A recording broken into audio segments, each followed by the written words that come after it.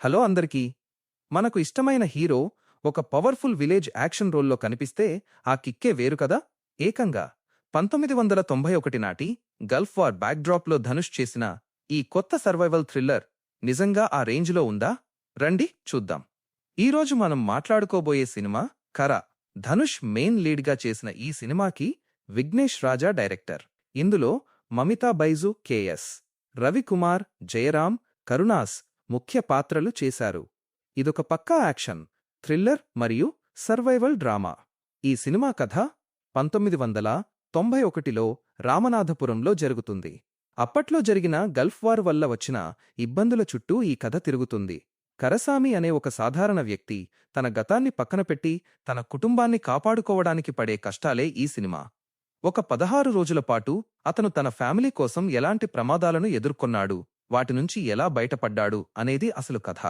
First half చాలా అద్భుతంగా ఉంటుంది. పాత్రలను పరిచయం చేసిన విధానం, కథలోకి తీసుకువెళ్లిన తీరు చాలా బాగుంది. ముఖ్యంగా ఇంటర్వెల్ సీన్ అయితే అదిరిపోయింది. సెకండ్ హాఫ్లో యాక్షన్ ఎక్కువ ఉంటుంది. కాకపోతే ఫస్ట్ హాఫ్తో పోలిస్తే కొంచెం సాగదీసినట్లు అనిపిస్తుంది. కానీ క్లైమాక్స్ మాత్రం ఎమోషనల్గా చాలా బాగా ముగించారు. నటన పరంగా ధనుష్ గురించి ఎంత చెప్పినా తక్కువే. కరసామి పాత్రలో పూర్తిగా ఒదిగిపోయాడు. ఇది తన కెరీర్ బెస్ట్ పెర్ఫార్మెన్స్ అని చెప్పొచ్చు. మమితా బైజు కూడా చాలా న్యాచురల్గా నటించింది. సపోర్టింగ్ క్యారెక్టర్స్ అంతా సినిమాకు ప్రాణం పోశారు. మ్యూజిక్ గురించి చెప్పాలంటే జి.వి. ప్రకాష్ కుమార్ బ్యాక్గ్రౌండ్ స్కోర్ సినిమాకి పెద్ద హైలైట్. అయ్యా అయ్యా పాట వినడానికి చాలా బాగుంది. డైరెక్టర్ విఘ్నేష్ రాజా కథను చాలా రియలిస్టిక్గా తీశాడు. పాత్రల మధ్య ఎమోషన్స్ని చాలా పర్ఫెక్ట్గా డీల్ చేశాడు. సినిమా కొంచెం స్లోగా సాగుతుంది. ఒక స్లో బర్న్ థ్రిల్లర్ స్టైల్కి తగ్గట్లుగానే కథనాన్ని నడిపించారు. బాగా వర్కౌట్ అయినవి Dhanush natural acting, father son emotions మరియు 1991 వాతావరణం క్రియేట్ చేసిన విధానం సినిమాకు అతిపెద్ద ప్లస్. వర్కౌట్ కానివి సెకండ్ హాఫ్లో కొంచెం స్లో అవడం ఒక్కటే ఇందులో మైనస్ పాయింట్. ఈ సినిమాని థియేటర్లలో చూడాలా లేక ఓటీటీ వరకు వెయిట్ చేయాలా? ఖచ్చితంగా థియేటర్లలోనే చూడాలి. Emotions, action scenes, G V. Prakash music పెద్ద స్క్రీన్ మీద అయితేనే మనం పూర్తి స్థాయిలో ఫీల్ అవుతాం. కాబట్టి ఓటీటీ కోసం వెయిట్ చేయకండి.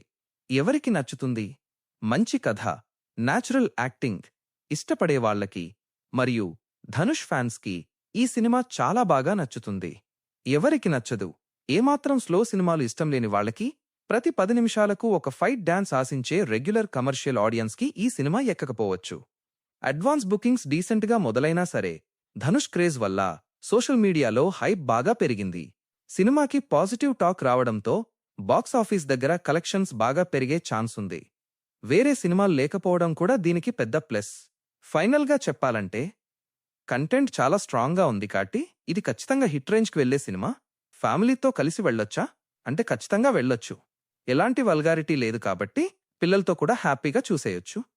ధనుష్ నటన కోసం ఈ సినిమాను మళ్లీ మళ్లీ చూడాలనిపిస్తుంది. ఏమంటారు? ధనుష్ కెరీర్లో అసురన్ బెస్ట్ అంటారా లేక ఈ కరా సినిమానా? కింద కామెంట్స్లో చెప్పండి.